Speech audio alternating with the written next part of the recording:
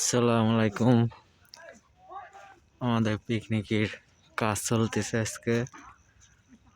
আজকে আমাদের বছরের শেষের দিন। দেখছেন কিভাবে সুন্দর লাগতেছে, সাজাইছি আমরা। এটা শহরের ভিতর ফাঁকা মাঠ,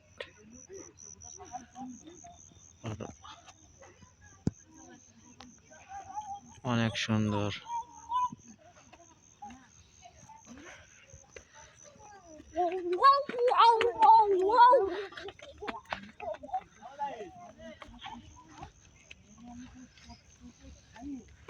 এটা সাজানো হয়েছে, অনেক সুন্দর লাগতেছে।